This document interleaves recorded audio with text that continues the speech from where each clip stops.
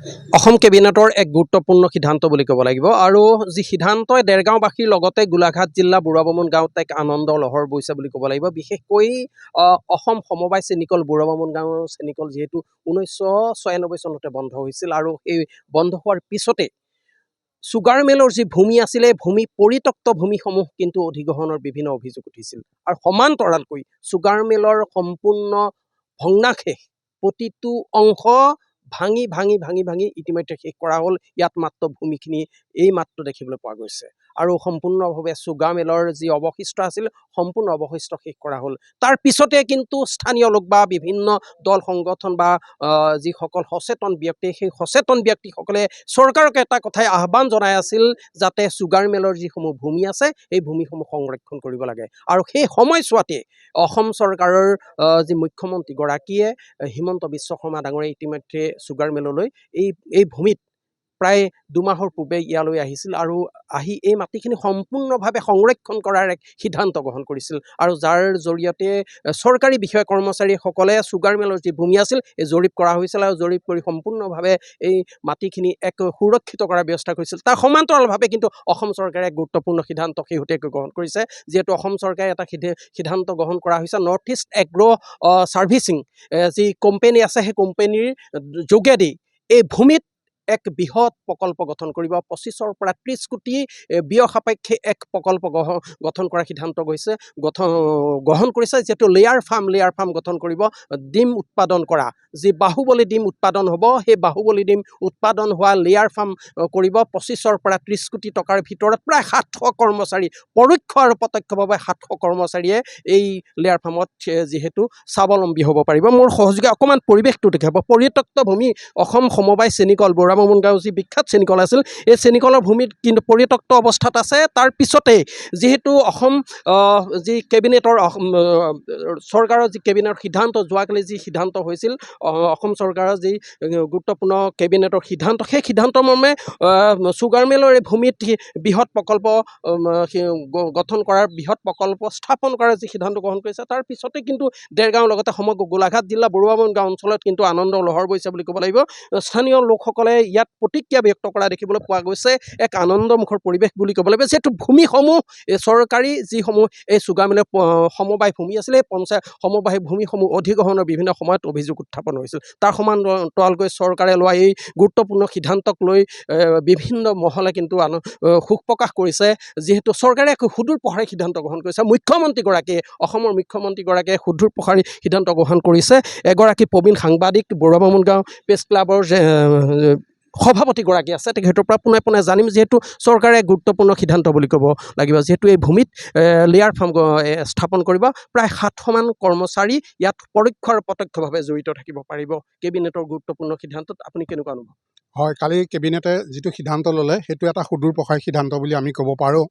যিহেতু এই যি বুঢ়াবামুণ গাঁও অসম সমবায় চেনিকল ইয়াত প্ৰতিষ্ঠা হৈছিল 1958 চনৰ পৰা ইয়াত উৎপাদন হৈছিল আৰু সেইদিন ধৰি 1996 চন পৰ্যন্ত এই চুগাৰ মিল চলিছিল।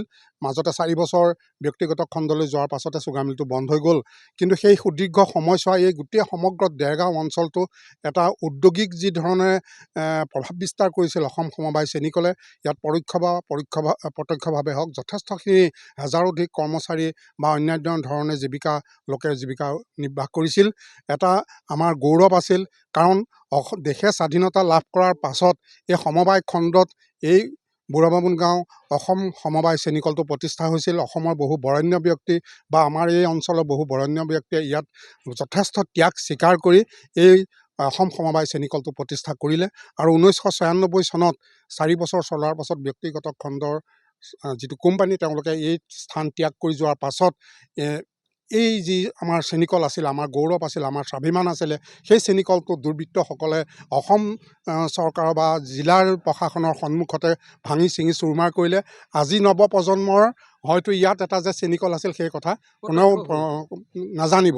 কিন্তু ইয়াত একো নাই, মাত্ৰ এই ঘৰটো ইয়াত এখন হস্পিটেল, চুগাৰ মিলৰ যিখন হস্পিটেল আছিলে এই হস্পিটেলখন বৰ্তমান অসম চৰকাৰৰ এটা কৃষি বিভাগে এটা কাৰ্যালয় খুলি চলাই আছে আৰু এই কাৰ্যালয়টোৰে একমাত্ৰ বৰ্তমান সাক্ষী হৈ আছে। গতিকে এনে এটা অৱস্থাত আমাৰ অসম চৰকাৰে যিটো সুদূৰ প্ৰসাৰী সিদ্ধান্ত লৈছে, সেই সুদূৰ প্ৰসাৰী সিদ্ধান্তত আমি সমগ্ৰ দেৰগাঁওবাসী ৰাইজে আমি অতি আনন্দ প্ৰকাশ কৰিছোঁ। যিহেতু আমাৰ এই একমাত্ৰ উদ্যোগটো বন্ধ হৈ যোৱাৰ পাছত বা ইয়াৰ সমীপত যিটো শ্বহীদ কুশল কোঁৱৰ সমবায় সূতাকল আছিলে, সেইটো বন্ধ হৈ যোৱাৰ পাছত এই কালি অসম চৰকাৰৰ কেবিনেটে যিটো সিদ্ধান্ত লৈছিলে, যিটো লেয়াৰ ফাৰ্ম, বাহুবলী লেয়াৰ ফাৰ্ম ইয়াত প্ৰতিষ্ঠা কৰিবলৈ আগবাঢ়িছে, প্ৰায় 25-30 কোটি টকা ব্যয় সাপেক্ষে 700 নিবনুৱা সংস্থাপন হ'ব বুলি কোৱা হৈছে। গতিকে এইটো এটা আমাৰ কাৰণে অতি আনন্দৰ খবৰ, এইটো অসমবাসীৰ কাৰণেও আনন্দৰ খবৰ। যিহেতু বহু কোটি কোটি টকাৰ ডিম বাহিৰৰ পৰা আমদানি হয়, আৰু সেই ক্ষণত আমি ইয়াতে যিটো বাহুবলী লেয়াৰ ফাৰ্ম কৰিবলৈ আগবাঢ়িছে, এইটো যদি সফল কাম হয় আৰু ইয়াৰ নিবনুৱা সংস্থাপন হ'ব, আৰু বিশেষকৈ অসম সমবায় চুগাৰ মিলত যিসকল কৰ্মচাৰী আছিল, যিসকলে এতিয়াও সম্পূৰ্ণৰূপে তেওঁলোকৰ অনাদায় পাবলৈ আছে, প্ৰাপ্য পাবলৈ আছে, গতিকে তেওঁলোকৰ পৰিয়ালসমূহ যাতে ইয়াত অগ্ৰাধিকাৰ ভিত্তিত যোগ্যতা হিচাপে তেওঁলোকে নিয়োগ লাভ কৰিব পাৰে, গতিকে সেইটো এটা আমি আশা কৰিছোঁ। বা আমাৰ গোটেই অঞ্চলটোৰ নিবনুৱা যুৱক যুৱতীসকলে ইয়াত যদি জড়িত হৈ তেওঁলোকৰ সংস্থাপনৰ এটা বাট মুকলি হয়, তেতিয়াহ'লে আমি নিশ্চয় সকলোৱে আনন্দিত হ'ম। গতিকে এই মুহূৰ্তত আমি অসম চৰকাৰৰ প্ৰতি ধন্যবাদ জ্ঞাপন কৰিছোঁ এনে এটা সিদ্ধান্ত লোৱাৰ বাবে। আমি আশা কৰিম এই যিটো প্ৰকল্প, সেই প্ৰকল্প প্ৰস্তুত কৰিবলৈ আগবাঢ়িছে, সেইটো সোনকালে প্ৰতিষ্ঠা হওক, আৰু আমাৰ এই অঞ্চলৰ স্থানীয় ৰাইজে নিশ্চয় সকলোৰে সহযোগিতা আগবঢ়াব। ধন্যবাদ। নিশ্চয়কৈ স্থানীয় লোকসকল আছে, কেনেকুৱা অনুভৱটো কেনেকুৱা হৈছে, যিহেতু এক আনন্দৰ খবৰ বুলি ক'ব লাগিব? হয়, এইটো অতিকে সুখৰ খবৰ যে চুগাৰ মিলৰ যি পৰিত্যক্ত ভূমি আজি অত বছৰ ধৰি পৰি আছিলে, এই ইয়াতে বহুতখিনি অপকৰ্ম হয়। এই ইয়াতে নানান অঞ্চলৰ যুৱক আহি ইয়াত ড্ৰাগছৰ পৰা ধৰি ভাঙৰ পৰা ধৰি বেহা পাতে। এতিয়া যেতিয়া চৰকাৰে এইটো ব্যৱস্থা কৰিছে, যদি ইয়াত এইটো বাহুবলী ডিমৰ প্ৰকল্পটো হয়, অতি সুখৰ খবৰ। ওচৰতে আমাৰ কোৱালগুৰি চক আছে, তাতো বহুত আমাৰ দোকানী বেপাৰী বজাৰ আছে। চুগাৰ মিল চলি থাকোঁতে সেইখিনি সংস্থাপিত হৈ আছিলে, কিন্তু চুগাৰ মিল বন্ধ হৈ যোৱাৰ পিছত আজি প্ৰায় 2 দশক ধৰি বজাৰ খুব মন্দা অৱস্থাত চলি আছে। ইয়াত যদি এইটো আমাৰ ইণ্ডাষ্ট্ৰিটো হয়, আকৌ বজাৰখনে ঠন হৈ উঠিব বুলি আমাৰ ৰাইজে আশা কৰিছে।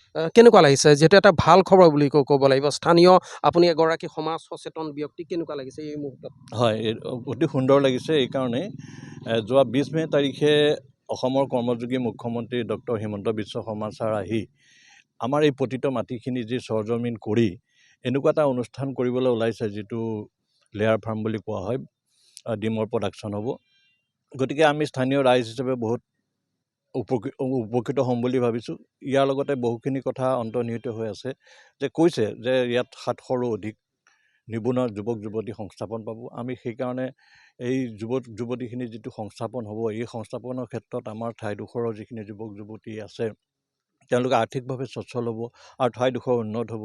এইখিনিতে এটা কথা ক'ব লাগিব যে আমাৰ কোৱালগুৰিখন এখন নগৰলৈ ৰূপান্তৰ কৰাৰ ক্ষেত্ৰত আমাৰ স্থানীয় বিধায়ক মৃণাল শইকীয়াদেৱে বহুখিনি প্ৰচেষ্টা হাতত লৈছে, আৰু আমি আশা ৰাখিছোঁ যে এনেকুৱা ক্ষুদ্ৰ যদি উদ্যোগ হয়, তেতিয়া আমাৰ সেই নগৰমুখী হোৱাৰ এটা বাস্তৱ ৰূপ আমি দেখাবলৈ পাম।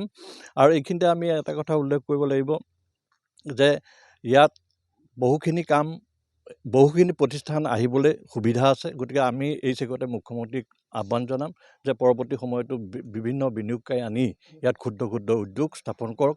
লগতে আমি এইখিনিতে আৰু এটা আমাৰ ৰাজহুৱা দাবী এই যোগেদি আমি মুখ্যমন্ত্ৰী মহোদয়ক উপস্থাপন কৰিব বিচাৰিছোঁ যে আমাৰ ইয়াত এখন অতীজৰ পৰা ষ্টেডিয়াম আছিল। যেতিয়া মুখ্যমন্ত্ৰী মহোদয় 20 মে' তাৰিখে আহিছিল, তেতিয়া আমাৰ সন্মানীয় বিধায়ক মহোদয়ে এটা কথা উল্লেখ কৰিছিল যে ইয়াত এখন ষ্টেডিয়াম আছে, ষ্টেডিয়ামখন বনাব লাগিব।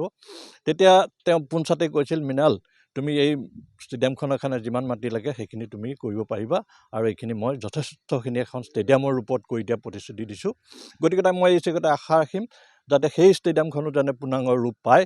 আমি মুখ্যমন্ত্ৰী মহোদয়ক এই চেগতে উনুকিয়াই দিছোঁ, আৰু আমি তেখেতৰ উত্তৰ উন্নয়ন আমি ভৱিষ্যত উজ্জ্বল কামনা কৰি মোৰ ক'বলগীয়া মানে এনেকৈ দেখিবলৈ পোৱা গৈছে দেৰগাঁও যিখন বৰুৱা বামুণ গাঁও সমবায় চেনিকলৰ যিসমূহ ভূমি, এই পৰিত্যক্ত ভূমিসমূহ সংৰক্ষণৰ কাৰণে বা নিবনুৱাসকলক সংস্থাপনৰ কাৰণে চৰকাৰে লোৱা যি কেবিনেটৰ যি গুৰুত্বপূৰ্ণ সিদ্ধান্ত, সেই গুৰুত্বপূৰ্ণ সিদ্ধান্তক সকলোৱে আদৰণি জনাইছে, আৰু মুখ্যমন্ত্ৰীগৰাকীয়ে আহ্বান জনাইছে যিসমূহ পৰিত্যক্ত ভূমি আছে, এই ভূমিসমূহত নতুন প্ৰকল্প স্থাপন কৰি নিবনুৱা সংস্থাপনৰ লগতে নগৰমুখী কৰিবৰ বাবে স্থানীয় লোকসকলে পুনৰবাৰ মুখ্যমন্ত্ৰীগৰাকীক আহ্বান জনাইছে।